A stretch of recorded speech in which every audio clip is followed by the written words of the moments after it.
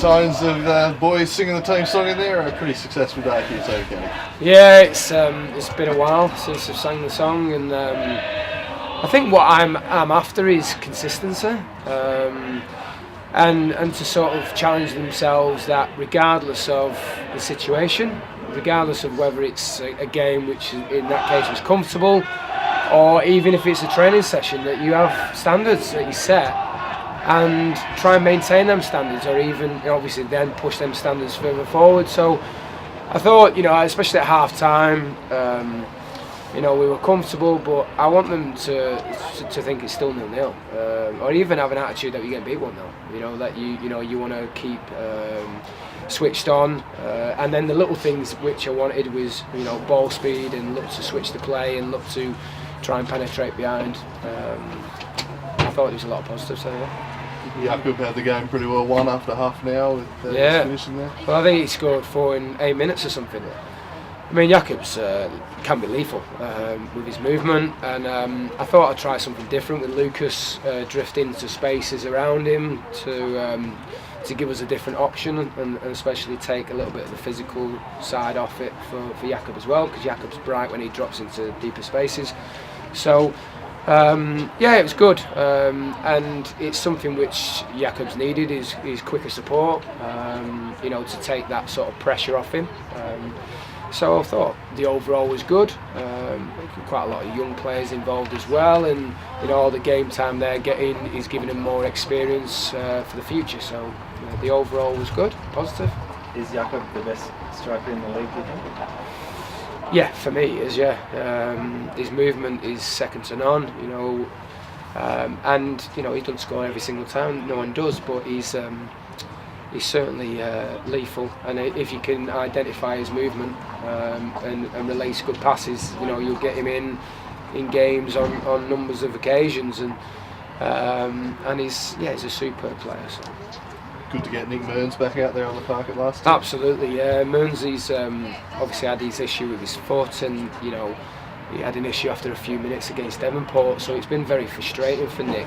I want him to be fit and to then get the minutes into him, and that was really important. In the second half, I challenged him to make the box, challenged him to make forward runs, because the physical conditioning for him and others is very important.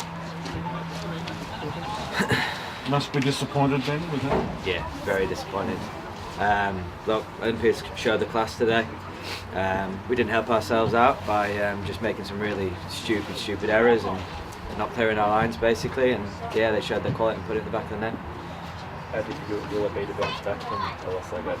Oh, look, listen, it's happened before, and we've bounced back before, so we can take something from that. But in that manner, it's difficult. Do you think it was kind of psychological? Because you started the game quite well, and then one goal. I think it definitely, mate. I think we always either start poorly or start well, and when we start poorly, we concede. It just can be how many, and it's just frustrating. I don't know what it is. I really don't know what it is. I can't put my finger on it.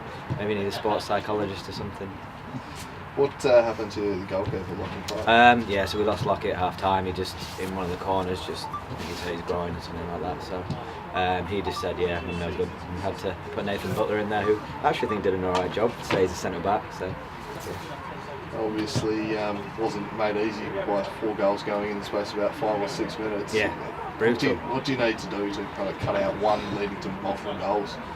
I'm not too sure. I need to look back at the game, but I can honestly say it's just game management. It's just doing the simple things, like overplaying in our own defensive third when we don't need to do that. That's just comes from experience and just doing the right thing. Maybe they need to watch a little bit more soccer and see how the pros do it. I don't know.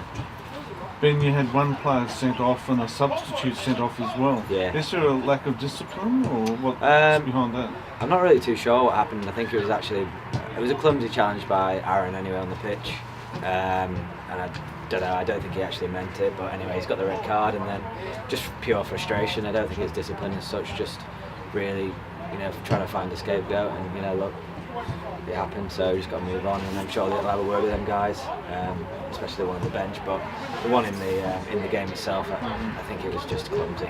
It was just clumsy. can you get off the bottom? I mean, the team just above you are starting to sort of get a few points. Yeah, no, look, listen, I think against the guys around us, like we showed, we can definitely get results. It's just a case of putting in the back of the net. On the positive note, Mees went and he scored a brilliant goal. It's 2 and 2 out of him, you know. I sent him back down to the Northern Championship because I didn't think he was quite up for it, and he's worked his arse off and done extra hours, and he's done shooting training with me, and he's got his chance. So if anyone can look at his example, then you know we can definitely turn it around. You have beaten South, so I mean there is hope, isn't it? Yeah, definitely. No, look, listen, maybe we can. We'll see. Thanks, man. Cheers, guys. Appreciate that.